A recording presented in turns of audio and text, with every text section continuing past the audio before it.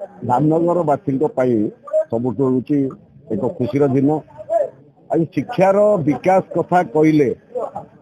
आज केंद्र मंत्री धर्मेंद्र प्रधान हूँ बा राज्य उच्च शिक्षा मंत्री सूर्यवंशी सूरज हूँ बा नित्यानंद गंडव हूँ बा ओडिशा सरकार मुख्यमंत्री मोहन बाजपेयी कि राज्य सभापति मनमोहन सामंत आज सबुठू खुशीर कथा अच्छी जे धामनगर जड़े योग्यतम संतान को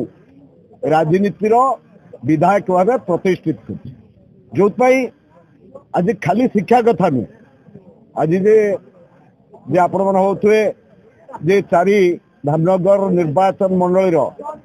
सबु मंत्री योग्यता दृष्टि सब धामनगर सिंहभाग पाई आसी। आज धामनगर निर्वाचन मंडल चारोटी नोडाल स्कूल को हाई स्कूल को आज +2 कॉलेज परिणत कराई से ना काणी हाई स्कूल बोरक हो से इंद्र गोविंद नोडाल हाई स्कूल दहीपुर हो बैतरणी हाई स्कूल बालीपड़ा हो कि जगन्नाथ नोडाल हाई स्कूल आंध्रपुर हो आज ये जो चारोटी हाई स्कूल को जो लोक आज धामनगर एक मंडल जहाँ ग्रामीण मंडल भाव कहुए आज बोरकर भी सही अवस्था जे ये सब जगार 7 किलोमीटर 8 किलोमीटर 10 किलोमीटर गले +2 कॉलेज पड़े। आज जो गरीब चाषी मार पुओटे हो बा झीटे हो जे उच्च शिक्षा वंचित होता मान्यवर मंत्री सूर्यवंशी सूरज प्रचेषार ये जो +2 कॉलेज खोलुची से निश्चित भाव शिक्षार विकास हम जो शिक्षार विकास अच्छी से देश निश्चित भाव से आगे से ओडिशा सरकार मोहन सरकार सूर्यवंशी सूरज को अनेक अनेक धन्यवाद। उच्च माध्यमिक विद्यालय भाव में परिणत होने पाठ पढ़े कौन कहे आप अंचल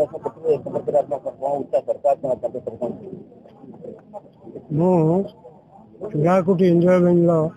उच्च विद्यालय पूर्वतन प्रधान शिक्षक पूर्वतन पुरातन छात्र ये अंचल आम जो स्वप्न देखी ये 1962 मसीह ये विद्यालय स्थापित होता ये स्वप्न थिला सेतबेल कार जो मैंने ये पूर्वजा थे विद्यालय गढ़ी तोड़ी एक कॉलेज परिणत करने आज आमर प्रिय विधायक तथा उच्च शिक्षा मंत्री सूर्यवंशी सूरजंकर प्रचेषा मोहन माझी सरकार चेष्टार आज ये विद्यालय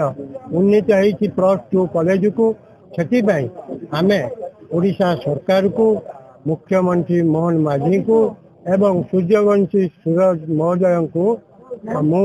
एवं विद्यालय तरफ धन्यवाद ज्ञापन करुच्ची। ये आम एक गौरव ये अंचल गौरव आम पाठ पढ़ुनु भद्रक चली चली ये रास्ता घाटर उन्नति होती तत्सहित आम पाख पंचायत जलमुंडा पंचायत ये अच्छा मनमोहन सामल महोदय सी आगुरी आमर सांसद थे राजस्व मंत्री थे प्रचेषा ये विद्यालय उन्नतीकरण होता आज शुभ अवसर धन्यवाद ज्ञापन कर।